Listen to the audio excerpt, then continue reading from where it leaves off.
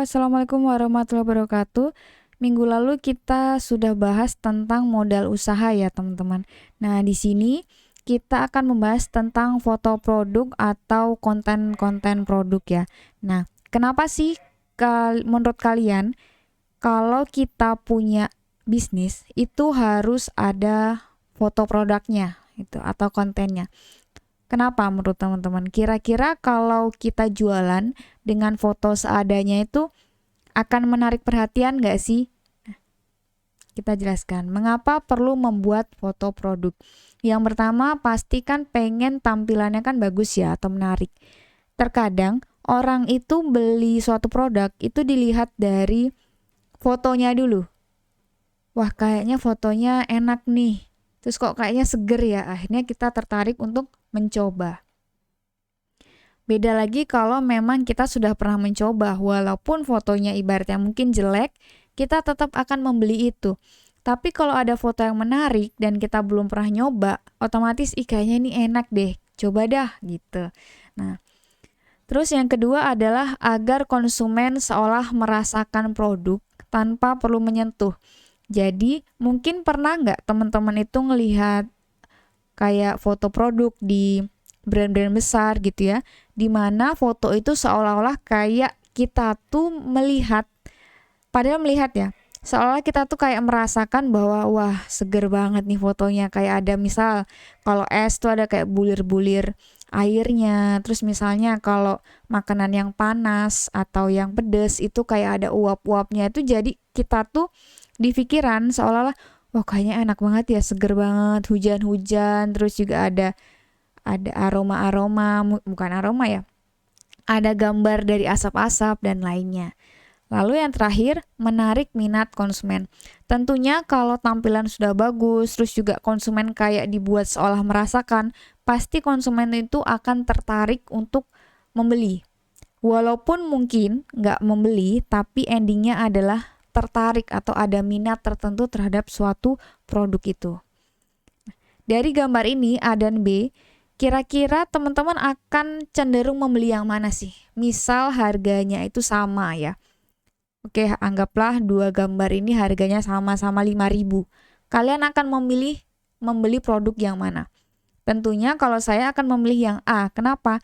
Yang A ini tanpa perlu kita tahu nama produknya atau ibaratnya ingredients atau komposisi, kita sudah bisa menebak ini kopi gula aren. Loh kok tahu?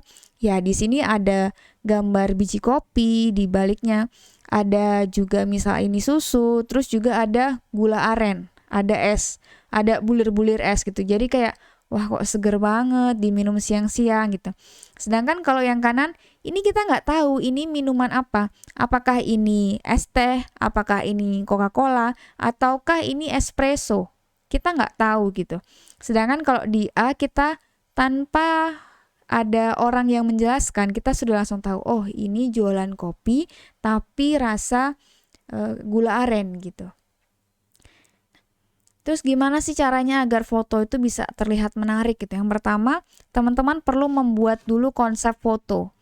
Jadi bayangkan kalau kita misal mau buat konten gitu ya, bayangkan seolah-olah foto atau produk kita itu berbicara kepada konsumen. Di sini itu ada produk Korea, Nature Republic. Ini Nature Republic ini kayak semacam gel aloe vera gitu ya.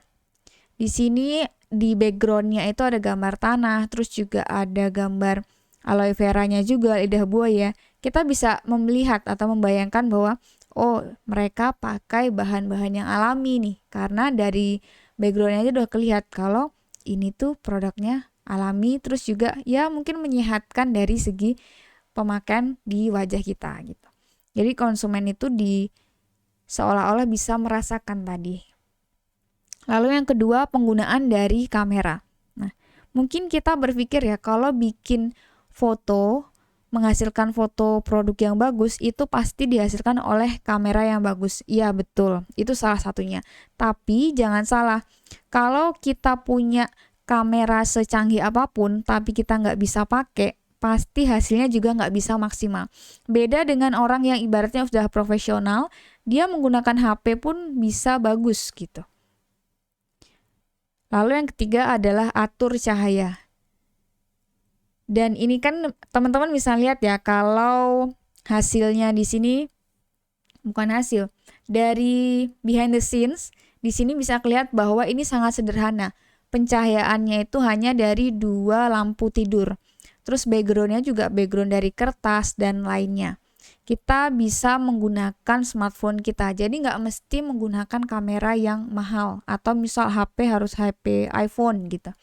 Terus juga studio harus studio yang bagus, nggak juga. Ini dari penampakannya aja kayaknya nggak meyakinkan ya. Nah, coba kita lihat dari hasilnya.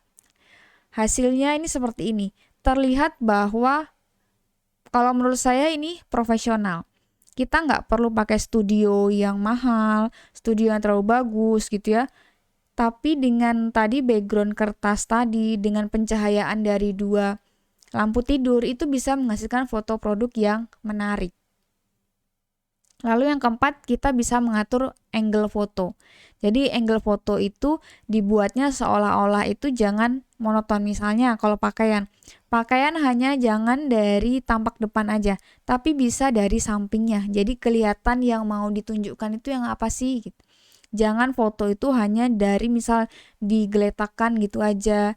Jadi seolah-olah kalau bagus itu pakaian dibuat di manekin atau di orang langsung gitu. Jadi kelihatan ini siluetnya seperti ini. Terus juga kalau makanan sebaiknya dibuat angle-nya itu nggak yang langsung kotak. Tapi ini kan sebetulnya kalau kotaknya langsung nggak perlu miring ini kan bisa ya. Tapi di sini dibuat miring tuh kenapa? Tujuannya biar layer-layer dari si krim atau si kue ini kelihatan. Lalu yang kelima adalah properti. Pakai aja properti yang seadanya. Misalnya teman-teman punya properti, ya udah properti rumahan gitu, pakai aja seadanya. Misal nggak punya lighting bu, nggak punya lampu tidur, bisa memanfaatkan dari segi cahaya matahari. Lalu teman-teman juga bisa melakukan editing. Sekarang kan aplikasi editing foto atau video sudah banyak ya, bisa pakai beberapa macam aplikasi ini. Oke, itu untuk foto produk. Lalu kita beralih ke materi yang hampir sama, yaitu kontennya. Kalau tadi dari segi fotonya, ini dari segi konten produknya. Kalau konten itu apa? Berarti konten itu keseluruhan dari si produknya.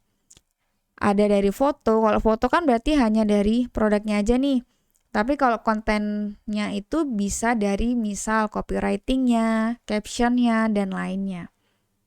Seperti ini, I'm not a magician, but I can stop time. Jadi kalau di sini seolah-olah produknya itu menenangkan sampai bisa memberhentikan waktu, saking rileksnya dan lainnya gitu. Terus kenapa sih penting membuat konten produk? Yang pertama, mengenalkan produk atau merek. Jadi tadi kita bisa ngeliat bahwa produknya ini produk body shop, seolah-olah menenangkan, relax gitu. Lalu yang kedua, meningkatkan citra atau keunggulan produk. Bisa dilihat bahwa dengan kata-kata sedikit tadi itu kita langsung bisa membayangkan, kalau saya beli produk ini nanti aromanya itu menenangkan, seolah kayak ada di spa. Lalu yang ketiga, menyampaikan pesan kepada konsumen. Ini berupa caption tadi. Terus di sini kita bisa menggunakan, ibaratnya upload konten itu menggunakan media sosial. Media sosial itu banyak ya. Ternyata ada dibagi menjadi beberapa macam. Ada social network, jadi kita lebih ke interaksi sosial. Ada Facebook, Instagram, WhatsApp, Line, dan lainnya. Lalu kalau untuk discuss itu ada Zoom, Google Meeting, Skype, dan lainnya. Kalau untuk share video dan lain bisa ada YouTube, Spotify. Untuk publish biasanya mempublish tulisan, Wikipedia, WordPress. Terus ada game, kan ada game yang dia sharing ya, jadi bisa pakai kita langsung ngobrol langsung ke beberapa komunitas atau teman-teman kita langsung lagi mabar gitu, bisa microblog tuh, Twitter, live stream, dan lainnya. Kenapa sih kita perlu menggunakan media sosial? Karena Di tahun 2020 itu 73,7% orang Indonesia sudah menggunakan internet dan 50%-nya itu sudah menggunakan media sosial. Media sosial yang paling banyak digunakan apa? Tahun 2020 itu YouTube, lalu WhatsApp, Facebook, Instagram. Kalau di sini belum muncul TikTok ya. Kalau sudah muncul TikTok, TikTok itu bisa berada di 5 teratas. Terus gimana bikin konten yang menarik? Nah, menurut data, kalau kita mau bikin info yang menarik, tapi kata-katanya atau isinya itu berat, itu teman-teman bisa membuat semacam infografis. Jadi infografis itu dalam satu slide Instagram gitu ya, dalam satu feed, itu bisa menampilkan berbagai macam angka. Bayangkan kalau angka-angka ini dibuat dalam bentuk paragraf. Membosankan nggak ketika teman-teman baca informasi atau berita itu full, satu lembar full. Sedangkan kalau infografik di sini bisa langsung kelihatan nih, persentase penduduk miskin Kabupaten Bangka Barat. Kita bisa lihat ternyata dari tahun ke tahun itu meningkat. Di 2012 turun, terus di 2020 meningkat lagi. Nah, ini kan informasinya mudah didapat oleh para pembaca. Yang kedua gimana? Yang kedua, kalian bisa memberikan konten carousel. Carousel tuh tulisan berseri. Jadi satu feed gitu ya, satu konten Instagram itu kalau digeser langsung kayak nyambung ini, ada serinya. Ini sering sekali sih dilihat di konten-konten sekarang. Lalu berupa quote. Quote juga banyak ya yang pakai quote gini. Dari motivator kadang, terus juga dari artis dan lainnya bisa dibikin quote. Bisa juga teman-teman bikin konten berupa foto naratif. Jadi ada foto atau dijadikan background gitu, lalu teman-teman bikin seolah-olah ada ceritanya sendiri. Ini ceritanya seolah tentang gudeg legenda yang ada di Yogyakarta. Dari gambar ini kita bisa ngeliat, oh ternyata proses untuk membuat gudeg itu seperti ini loh, dari awalnya motong bahan, terus juga sampai barang produknya jadi. Yang kelima, teman-teman bisa memberikan konten berupa hadiah atau kuis. Jadi kan sering ya kita ngeliat ada program giveaway, terus juga kuis dan lainnya. Lalu yang keenam itu bisa memberikan edukasi, tips, atau hiburan. Jadi kalau saran saya, teman-teman ingin buat Instagram untuk bisnis kalian, jangan melulu hanya mempromosikan produk kalian, tapi berikan informasi yang menarik. Informasi itu bisa berupa tadi tips, bisa juga berupa hiburan. Contohnya kalau misalnya ada yang suka drama Korea gitu ya, ini nih tips atau rekomendasi mimin dari bulan ini. Untuk teman-teman yang misal nonton di rumah, rekomendasi film bulan ini atau rekomendasi musik bulan ini, itu akan memberikan apa ya, interaksi atau feedback dari para followers dibandingkan hanya isinya cuman foto produk aja. Ini contoh untuk konten yang bagus. Jadi fotonya itu nggak melulu terkait dengan produknya full, tapi ada foto naratifnya. Misalnya ini tuh dari gimana cara atau proses dari pembuatan produk. Oh ternyata tim itu harus melakukan riset, harus misalnya menanyai konsumen dan lainnya. Ada juga terkait dengan diskon, promosi, atau misal kayak dagelan gitu ya. Itu juga boleh. Jadi jangan sampai produk atau konten yang ada di Instagram atau media sosial teman-teman itu hanya terkait dengan foto produk aja. Oke, sekian dari saya. Terima kasih. Wassalamualaikum warahmatullahi wabarakatuh.